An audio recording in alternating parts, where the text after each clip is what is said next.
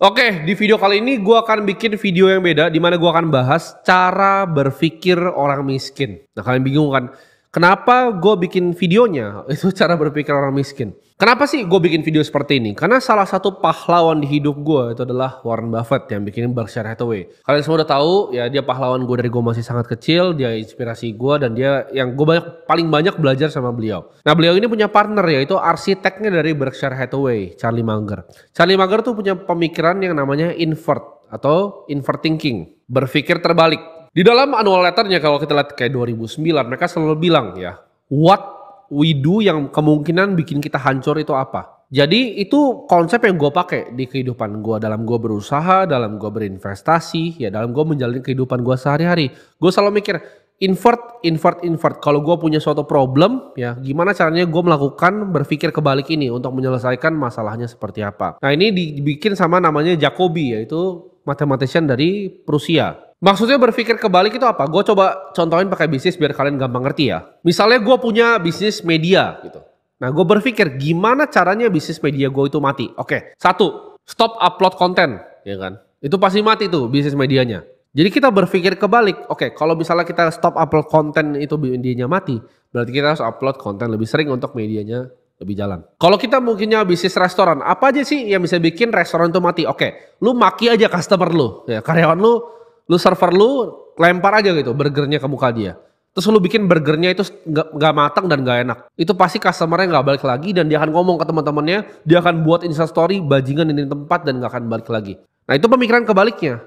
Nah, gimana caranya bikin restoran yang laku? Ya service yang sebaik-baiknya, makanan seenak-enaknya. Itu namanya inverse thinking, berpikir kebalik. Jadi di sini gue akan kasih tahu kalian cara pikirnya orang miskin tuh apa, biar kalian bisa kepikir kebalik dari cara pikir orang miskin dan mindset orang miskin ini. Manusia itu selalu lebih gampang untuk didesain untuk spot bahaya ya. Kayak tadi kalau kita punya restoran, untuk spot gimana cara restoran itu bangkrut itu lebih mudah untuk kita. Nah, justru itu kita bisa bikin restoran kita lebih thriving. Dalam investasi sama. Kalau gue mau bangkrut apa yang gue lakukan? Oke, gue all in pakai uang dari hutang yang bukan punya gue hajar di satu tempat terus hilang semua. Itu pasti jadi miskin. Jadi caranya seperti itu untuk kita dapat gambaran tentang kehidupan. Nah, pemikiran orang miskin tuh yang pertama apa? Orang miskin tuh selalu mikir ya, sesuatu itu selalu butuh uang. Maksudnya apa? Oh, mau mulai usaha ini harus butuh uang. Coba kalau gue punya uang segini, coba kalau gue punya ini, coba gue punya ini. Orang miskin tuh selalu berpikir dengan alasan ya. Nggak punya uang, nggak punya kapasitas, nggak ada ini, nggak ada orang dalam. Gue nggak bisa kerja di situ karena nggak ada orang dalam. Padahal semua itu ada caranya gitu. Oh, bisnis perlu modal, dikasih modal. Oh, bisnis perlu belajar accounting. Dikasih bahkan akuntan. Oh, bisnis gimana ya cara jualannya? Dikasih orang salesnya. Oh, gimana cara jual ini yang lebih tinggi? Brandingnya gimana ya? Marketingnya seperti apa ya? Apa itu sebuah brand ya? Dikasih semuanya masih cari lagi. Gimana cara cari suppliernya ya? Jualan ayam, supplier ayamnya dari mana ya? Oh, distributornya gimana ya cara kita bagiin rokoknya? Semua orang itu punya alasannya masing-masing. Ya, apalagi orang miskin, dia paling banyak alasannya. Dikasih modalnya, ada 1001 hal lagi yang dia nggak bisa, makanya nggak pernah bisa jadi kaya. Kalian itu harus paham bahwa semua di dunia ini hanya masalah skill. It's a skill issue, berarti skill lu kurang. Jadi kalau lu pikir ya, untuk mulai sesuatu harus punya modal. Semua itu bisa dimulai dengan apa yang kalian punya sekarang. Ya. Dengan sekarang ini kalian lihat apa yang ada di sekitar kalian manfaatkan sebaik-baiknya karena semuanya itu bisa dipakai. Jadi gimana caranya kalian jadi lebih miskin? Punyalah lebih banyak alasan. Setiap kali mau mulai sesuatu selalu punya alasan ya. Karena orang gak ada yang peduli sebenarnya dengan alasan lo apa. Mereka cuma lihat hasil akhir dari hidup lo. Nah, mindset orang miskin lagi tuh apa? Lebih peduli gengsi. Nah, ini yang mematikan. Karena orang miskin itu lebih peduli gengsi dibanding kehidupan dia di kedepannya. Dibanding dia berinvestasi, lebih penting apa? Gengsi duluan. Yang penting gue keren, yang penting orang lain nganggap gue keren. Itu udah titik terakhir gue. Dia gak mau jaga dirinya, dia gak mau bentengin bahkan dirinya secara finansial, bahkan mencoba untuk bentengin dirinya secara finansial. Yang penting gengsi nomor 1. Kayak gini, lu mau cepat miskin langsung aja ya ambil utang buat mobil baru lu. Nah, itu cepat miskin lu kan, gengsi kan. Punya uang sedikit, ayo kita syukuran ya kan. Punya uang sedikit, ayo beli HP baru. Punya uang sedikit, ayo beli motor baru. Ini bahkan gue punya teman ya, dia punya karyawan tuh sekitar 800 ya. Ketika dia naikin gaji karyawannya, yang dia lihat tuh berubah apa? Motor di parkirannya, keren gak? Baru naikin gaji bulan pertama loh, mereka udah nyicil motor baru. Banyakin terus aja gengsinya, maka lu akan semakin miskin. Karena hidup itu kita gak makan dari gengsi. Dan gue belajar ini very early in life ya, di kehidupan gue. Waktu gue bener-bener pasti mulai merintis usaha, gue itu punya uang bahkan dari ratusan juta itu gue gulung-gulung sampai miliaran. Di saat gue uang miliaran itu gue masih pakai mobil bekas yang paling murah yang gue bisa cari. Waktu itu gue pakai Ford Fiesta, walaupun gue udah mampu beli Mercy, gue udah mampu beli BMW. Itu gila, anak-anak muda di umuran gue itu bahkan bakal ngutang mungkin untuk beli Porsche itu dengan uang gue. Tapi gue cuma beli Ford Fiesta, kenapa? Karena gue dari dulu seperti itu. Gue lebih pedulin masa depan gue dibanding gengsi semata. Lu belum punya uang buat beli mobil secara cash, jangan beli. Jangan hutang, jangan ambil riba. Ini gue bakal ditentang banyak banget orang, tapi ya udahlah nggak masalah. Karena gue ngerasa gue cuma mau nyampein apa yang menurut gue kebenaran. Belum punya uang untuk beli rumah, jangan KPR. Ini menurut gue pribadi ya, KPR itu nggak mampu. Lebih baik lu sewa dulu, sabar dulu, tabung uangnya, investasikan uangnya, diputar uangnya untuk usaha, diputar uangnya untuk berinvestasi. Tapi gue tahu sebagian besar orang KPR itu kayak semacam menabung dia. Tapi kan ngapain nabungnya 5 tahun lu kasih ke bank uangnya. Lu nabungin buat bank, buat direktur banknya bisa terbang pakai private jet gitu. Jadi jangan. Ya, kalau saran gue belum mampu beli cash, berarti lu nggak mampu beli barangnya. That's it. Orang mungkin banyak yang tentang gue gitu kan, tentang gengsi ini. Tapi terserah orang mau gimana. Gue sih selalu bilang gue hidup anti utang, gue anti riba. Ini gue akan ditentang sama semua financial advisor di Indonesia. Mereka ajarin, oh money is leverage ya. Pakai leverage, pakai utang buat kembangin bisnis lu. Pakai utang buat kembangin bisnis lu. Ini gue bingung, kenapa orang di finance ya, itu biasanya berpikir berbeda dengan orang retail rata-rata. Orang retail gitu kan, oh hutang untuk berbisnis atau financial advisor. Hutang untuk berbisnis. Tapi kita tahu, dalam kita analisa sebuah saham, kita analisa perusahaan nih, lu mau beli perusahaan. Perusahaan A yang nggak punya hutang dengan cash flow yang sama, dengan perusahaan B yang memiliki hutang dengan cash flow yang sama, A itu lebih mahal perusahaan dibanding B. Kenapa? Karena B harus didiskon terhadap obligasinya dia yang dia keluarkan. Kalian paham nggak? Lu analisa beli perusahaan aja nih, kalau orang kaya nih mau beli perusahaan, mereka lihat perusahaan ini ada utang atau enggak. Sedangkan kita mau besarin hutang kan itu konyol gitu. Perusahaan yang tidak punya hutang itu nggak bisa PKPU, nggak bisa bangkrut. Manusia yang nggak punya hutang itu nggak bisa bangkrut. Sedangkan kalau lu terjerat KPR 15 tahun, lu nggak bisa dapat uang lagi, nggak dapat gaji lagi, lu bangkrut sebagai manusia. Udah semua lu cicil lu hilang semua, rumah lu kena sita lagi. Orang yang tidak berhutang itu tidak akan bangkrut. Dan a borrower is a slave to the lender. Lu budak ke lender lu yang pinjamin uang. Bakal banyak yang gak suka gue ngomong gini, tapi gue gak masalah ya. Karena ini adalah prinsip yang gue pegang teguh dari dulu. Gue ngerasa hidup gue lebih enak, gue rasa gue tidur lebih tenang kalau gue gak pernah punya hutang. Timothy tidak bisa bangkrut, kenapa? Karena Timothy tidak punya hutang. Nol ya. Hutang gue persis, di perusahaan gue nol ya, dan gue pribadi nol hutang. Gue gak pernah berhutang dalam beli mobil, gue gak pernah berhutang dalam beli properti. Kantor begini gue juga gak pernah berhutang. Tidak ada hutang sama sekali dalam hidup gue. Ini rahasia yang orang kaya tahu yang gak mau kalian tahu. Kalian coba deh, tanya deh. Direktur bank yang bikin KPR itu beli rumahnya cash atau enggak? Itu pertanyaan gue. Mereka KPR atau mereka beli pakai cash? Itu pertanyaan sederhana ya. Orang yang punya banknya bahkan, gue punya teman yang punya bank. Itu beli rumah cash atau ngutang? Orang yang bikin perusahaan pinjol bahkan beli rumah itu cash apa ngutang? Mereka semua beli cash.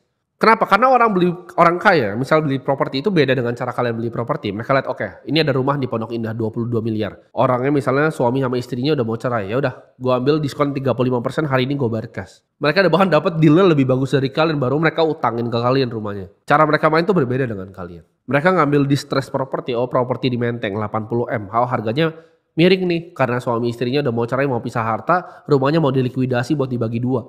Ya udah, on market 80, gue minta 55, tapi gue bayar cashnya besok ini uangnya. That's how they play the game. Gue juga dulu sebelum gue punya uang untuk beli properti secara cash, gue juga sewa gitu. 4 tahun lalu gue sewa loh dengan uang miliaran di bank gue. Puluhan miliar uang gue, tapi gue sewa. Kenapa? Kenapa gue sewa? Kenapa gue gak beli? Karena gue mikirin itu, uangnya diputar dulu. Gengsi gue gak lebih besar ya. Gak cuma sekedar gue punya rumah landed terus gue bilang, oh tetangga, halo tetangga gitu.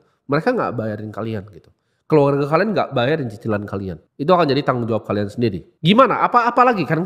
Kita mikir di sini, apalagi cara untuk jadi miskin? Cara jadi miskin adalah apa? Gampang, gak usah kerja keras. Ya kan? Banyakin gengsi, tadi gue bilang sebelumnya, gak usah kerja keras. Lo kerja aja ya 3 jam sehari, sisa waktu lu nontonin TikTok. TikTok. Otak lu sama algo tuh udah rusak gitu. Karena algo TikTok sekarang atau Reels atau Shorts. Short form itu algonya sekarang lebih kena ke otak kalian. Ya. Mereka tahu intention base kalian apa. Oh dia suka cewek. Oh dia suka nonton Mobile Legends. Oh dia suka nonton ini. Itu kalian akan disuguhin hal yang sama terus. TikTok. Adiktif TikTok. Lihat cewek cantik. Buka TikTok ya, lihat profil ada Instagram. Pencet Instagram. Kalian bilang, halo Terus ceweknya nggak balas kalian karena ngeliat profilnya dia jijik gitu. Oh ini pecundang. Balik lagi kalian, TikTok cewek lagi, TikTok cewek lagi. Ah ini kayaknya oke nih coba. Halo, balik lagi TikTok lagi. TikTok. Dibanding lu bikin uang lu, itu yang lu lakukan. TikTok. Halo, TikTok. Ya, jangan begitu ya. Jangan buang waktu hidup lu. Lu tunda aja hidup lu terus, setiap kali ada pekerjaan lu tunda terus. Nah itu akan hidup lu jadi pecundang dan jadi miskin. Cepat sekali akan jadi miskin ya. Gak usah kerja, gampang ya. Gak usah kerja keras, kerja 3 jam sehari, banyakin nonton TikTok. Nah gimana lagi cara untuk jadi miskin? Gak usah kerja keras ya kan. Banyakin gengsi. Takut untuk ambil resiko. Nah itu juga ciri khas orang miskin tuh. Takut untuk ambil resiko. Uangku gimana? Deposito. Ntar diambil deposito. Nah itu cara orang miskin pikirnya. Belajar skill baru. Oh ada tentang biotech. Oh ada tentang AI. Ada tentang kripto. Oh scam. Takut. Resiko. Jualan Indomie. Jualan pecel lele aja. Takut untuk ambil resiko. Lu lihat konglomerat. Mereka ekspansi cepat. Oke, ada teknologi apa? Kita ekspansi.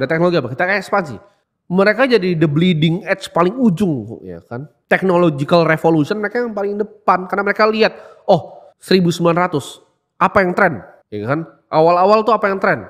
Mobil. Mobil tren. Abis yang tren apa? 1930. Ini pesawat mulai tren. Abis apa? TV mulai tren. Media. Private equity mulai tren. Oke, private equity alternative investment. Apalagi yang tren? Amazon, ya kan? 2000, Google, IBM waktu itu. 2010, Netflix dan lain-lain. Mereka ikutin teknologi sampai paling ujungnya. Mereka nggak takut untuk ambil resiko. Contoh, teknologi yang akan datang itu belum tentu diterima sekarang. Gua kasih contoh kalian. Kalau kalian balik ke tahun 2005 aja deh, nggak usah jauh-jauh. Kalian balik ke tahun 2005, kalian tanya ke mama, lu mau nggak bisa ngomong sama tabung ya yang lu bisa taruh di dapur lu? Gak ada yang mau, tapi sekarang itu Amazon Alexa. Ya mungkin itu gagal beberapa tahun lalu. Tapi kita harus cari resiko terus dalam bisnis kita. Orang miskin itu akan ngambil segala macam jalan untuk hidupnya stabil, kesannya stabil. Padahal hidup yang stabil menurut dia itu sangat tidak stabil karena dia nggak mau ngambil resiko. Kalau begini takut ya. Kalau begitu gimana ya? Terus kalau mau ada konfrontasi sama orang, takut ya nggak mau ada masalah. Nah, itu orang miskin. Dia nggak mau hidupnya ada masalah, dia nyari kestabilitas yang semu, ya hidupnya stabil tapi itu palsu sebenarnya. Itu kenapa mereka selalu gagal di apapun yang mereka kerjain, karena mereka takut ambil resiko. Ketika mereka beli saham misalnya, harganya 100 ya kan, turun ke 70, mereka takut resiko, please balik ke 100, balik aja ke 100 gue jual. Balik 100 beneran dia jual, terus sahamnya terbang ke 200, tapi dia udah buang waktu 1 tahun hidup yang ngikutin saham itu. Dan uangnya tuh balik ke 100 lagi terus dia gak pernah dapet upside-nya. Kenapa? Karena takut resiko. Balik modal. Gue gak pernah dengar orang kaya sekalipun dengar balik modal dalam investasi. Gak pernah gue denger gitu. IRR-nya berapa? Internal rate of return-nya berapa bikin ini? Gak pernah, ini BP ya BP. BP itu kata-kata orang miskin. Gue gak pernah dengar orang kaya ngomong BP. Orang kaya itu gak menghindar dari masalah. Gak back away dari masalah. Mereka juga gak banyak komplain seperti orang miskin tentang masalah. Orang miskin ada masalah itu komplain. Dikit-dikit komplain. Orang kaya itu gak seperti itu. Mereka selalu fokus untuk cari solusi dan jalan keluar dari masalah itu sendiri. Itu cara pikir orang kaya. Nah tambah lagi nih kan, gimana lagi ya jadi orang miskin? Lu ganti aja terus apa yang lu lakuin ya. Jadi tahun ini gue mau jadi agen properti.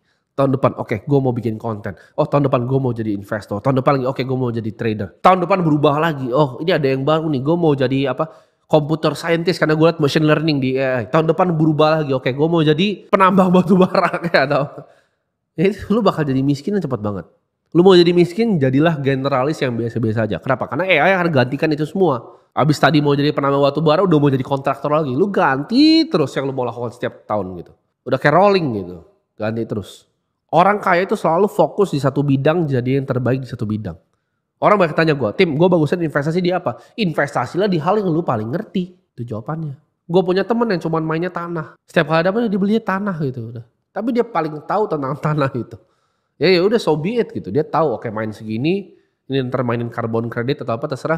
Tapi dia mainnya udah lama. Gue ada uang, gue akan ekspansi. Gue mau bikin tambang lagi sih, tambang. Karena mainnya tambang terus. Fokus di satu bidang jadi yang terbaik gitu. Karena rumput tetangga itu akan selalu kelihatan lebih hijau. Cuman lu gak tahu aja taiknya itu apa. Kayak sekarang lu ngerasa bisnisnya Timothy keren ya. Timothy enak ya bisa bikin bar Mandarin rame setiap hari ratusan juta sehari omsetnya. Tapi lu nggak tahu taiknya itu apa. Lu dapat kayak optimisme yang lu nggak tahu isinya apa. Ketika lu lompat, ternyata susah banget ya bikin ini ya. Timothy bikin restoran Korea kok bisa langsung laku, enak ya dia begitu ya. Tapi lu nggak tahu tai-nya itu apa. Ketika lu bikin kok nggak bisa ya seperti dia. Itu contoh gitu. Jadi jangan gampang kiri kanan. Orang yang nggak pernah bisa fokus, mereka kan kehilangan trajektorinya. Ini gue akan suruh misalnya animator gue animasin biar kalian bisa dapat gambaran sederhana yang ini doang ya. Lu kerja 1 tahun nih, segini dapatnya. Ya 2 tahun segini. Ya kan, 3 tahun dapat segini. Nah, tahun keempat, lu mikir oke, kayaknya ada yang bisa potensi lebih besar nih. Gue pindah bisnis nih.